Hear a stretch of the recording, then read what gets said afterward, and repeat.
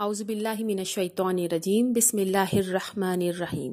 السلام علیکم ورحمۃ اللہ وبرکاتہ۔ پاکستان کے سابق وزیر اعظم ذوالفقار علی بھٹو کو پھانسی دینے سے قبل جیل میں ان کے آخری لمحات کیسے گزرے؟ نصرت بھٹو اور بے نظیر بھٹو پر کیا قیامت ٹوٹ پڑی تھی؟ پاکستان کے ماضی کے وہ اوراق جس سے بہت سارے لوگ لا علم ہیں۔ ذوالفقار علی بھٹو کو پھانسی دینے کے بعد لمحہ لمحہ کی کہانی اس ویڈیو میں موجود ہے۔ 4 اپریل 1979 ذوالفقار علی بھٹو کو رات 2 بجے راولپنڈی کی سینٹرل جیل میں پھانسی پر لٹکا دیا گیا تھا۔ ان کو راولپنڈی جیل کے زنانہ حصے میں ایک 7 بائی 10 فٹ کی کوٹری میں قید کیا گیا تھا۔ بھٹو کو ایک پلنگ، گدا، چھوٹی سی میز اور ایک بک شیلف دی گئی تھی۔ برابر میں ایک چھوٹی سی کوٹری تھی جہاں ان کے لیے ایک قیدی کھانا بناتا تھا۔ ہر 10 دن کے بعد قیدی کو بدل دیا جاتا تھا تاکہ کہیں اسے بھٹو سے انسیت نہ ہو جائے۔ کبھی کبھی بھٹو کے دوست اور دانتوں کے مشہور ڈاکٹر نیازی ان کے لیے کھانا بھیجا کرتے تھے۔ شروع کے دنوں میں بھٹو جب بیت الخلاء جاتے تھے تو ایک سیکیورٹی گارڈ وہاں بھی ان کی نگرانی کرتا تھا۔ بھٹو کو یہ بات پسند نہیں تھی۔ انہوں نے تقریباً کھانا کھانا بند کر دیا تھا تاکہ انہیں بیت الخلاء جانے کی ضرورت ہی نہ پڑے۔ کچھ دن بعد اس طرح کی سخت نگرانی بند کر دی گئی تھی اور ان کے لیے کوٹری کے باہر علیحدہ ایک بیت الخلاء بنوا دیا گیا تھا۔ پنجاب حکومت کے جلاد تارا مسیح کو بھٹو کو پھانسی دینے کے لیے لاہور سے بلا لیا گیا تھا۔ تارا کا خاندان مہاراجا رنجیت سنگھ کے زمانے سے پھانسی دینے کا کام کر رہا تھا۔ ذوالفقار علی بھٹو کی بیٹی بے نظیر بھٹو 2 اپریل 1979 کی صبح اپنے بستر پر لیٹی ہوئی تھیں، تبھی اچانک ان کی والدہ نصرت بھٹو کمرے میں یہ کہتی ہوئی داخل ہوئی، پنکی، گھر کے باہر جو فوجی ہیں وہ کہہ رہے ہیں ہم دونوں کو آج ہی تمہارے والد سے ملاقات کرنے جانا پڑے گا۔ پنکی، اس کا مطلب کیا ہے؟ بے نظیر لکھتی ہیں، مجھے معلوم تھا کہ اس کا مطلب کیا ہے، میری والدہ کو بھی معلوم تھا، لیکن ہم دونوں اس کو قبول نہیں کر پا رہے تھے۔ اس کا صرف ایک ہی مطلب تھا کہ جنرل ضیاء الحق میرے والد کا قتل کرنے کو تیار تھے۔ نصرت بھٹو اور بے نظیر بھٹو کو ایک کار میں راولپنڈی جیل لایا گیا۔ تلاشی کے بعد انہیں بھٹو کے سامنے لے جایا گیا۔ ان کے درمیان 5 فٹ کی دوری رکھی گئی تھی۔ بھٹو زمین پر ایک گدے پر بیٹھے ہوئے تھے کیونکہ ان کی کوٹری سے میز، کرسی اور پلنگ ہٹا دیے گئے تھے۔ بے نظیر بھٹو مزید لکھتی ہیں، انہوں نے میری لائی ہوئی کتابیں اور میگزین مجھے واپس کر دیں۔ بے نظیر بھٹو لکھتی ہیں، میرے والد نے کہا کہ میں نہیں چاہتا کہ میرے مرنے کے بعد وہ لوگ انہیں ہاتھ لگائیں۔ انہوں نے مجھے ان کے وکیل کے دیے ہوئے کچھ سگار بھی واپس کیے۔ وہ کہہ رہے تھے کہ شام کے لیے میں نے ایک سگار بچا کر رکھا ہے۔ وہ مجھے اپنی شادی کی انگوٹھی دے رہے تھے لیکن میری والدہ نے انہیں روک دیا۔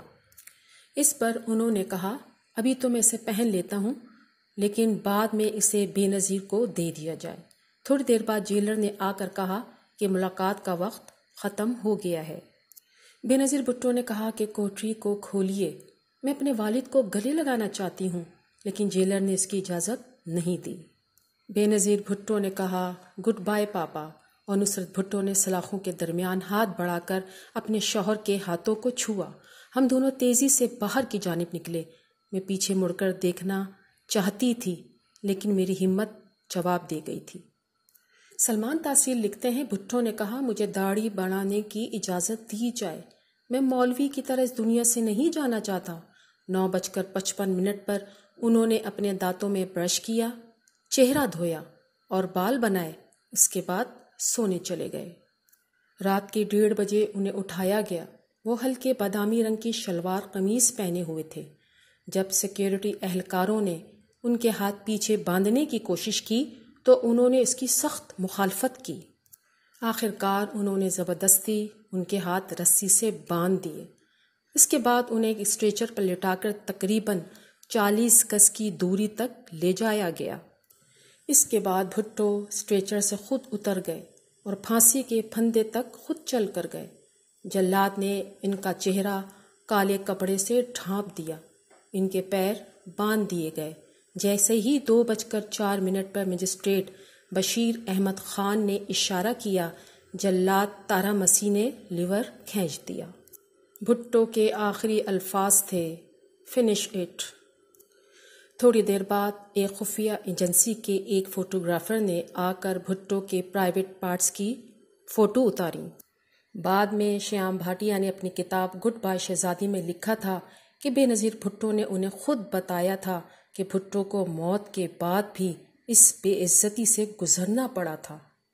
بے نظیر بھٹو کہتی ہیں، امی کی دی ہوئی نیند کی گولیوں کے باوجود ٹھیک 2 بجے میری آنکھ کھل گئی اور میں زور زور سے چلائی، نو نو۔ میری سانس رک رہی تھی، جیسے کسی نے میرے گلے میں پھندا پہنا دیا ہو۔ پاپا پاپا، میرے منہ سے بس یہی الفاظ نکل رہے تھے۔ سخت گرمی کے باوجود میرا پورا جسم کانپ رہا تھا۔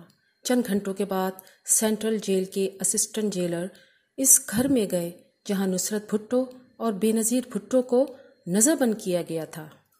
اسے ملتے ہی بے نظیر کے پہلے الفاظ تھے، ہم بابا کے ساتھ چلنے کے لیے تیار ہیں۔ جیلر کا جواب تھا، انہیں تدفین کے لیے لے جایا جا چکا ہے۔ بے نظیر بھٹو کہتی ہیں، مجھے لگا جیسے کسی نے مجھے گھونسا مار دیا ہو۔ میں نے چلا کر کہا، آپ انہیں ان کے اہل خانہ کے بغیر تدفین کے لیے کیسے لے جا سکتے ہیں؟ اس کے بعد اس جیلر نے بھٹو کی ایک چیز بے نظیر بھٹو کو سونپی۔ بے نظیر بھٹو لکھتی ہیں، اس نے مجھے پاپا کی شلوار قمیض تھی جو پاپا نے مرنے سے پہلے پہن رکھی تھی۔ پھر اس نے ایک ٹفن باکس بھی دیا جس میں انہیں 10 دنوں سے کھانا بھیجا جا رہا تھا۔ چائے کا کپ بھی مجھے دیا۔ میں نے پوچھا، ان کی انگوٹھی کہاں ہے؟ جیلر نے پوچھا، ان کے پاس انگوٹھی بھی تھی کیا؟ پھر اس نے جھولے میں سے انگوٹھی تلاش کرنے کا ڈرامہ کیا اور پھر انگوٹھی مجھے پکڑا دی۔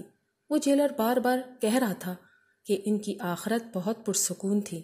میں نے سوچا، پھانسی بھی کیا کبھی پرسکون ہو سکتی ہے؟ بے نظیر بھٹو کے خاندانی ملازم بشیر کی نگاہ جیسے ہی بھٹو کی شلوار قمیض پر پڑی، وہ چلانے لگا، یا اللہ یا اللہ، انہوں نے ہمارے صاحب کو مار دیا۔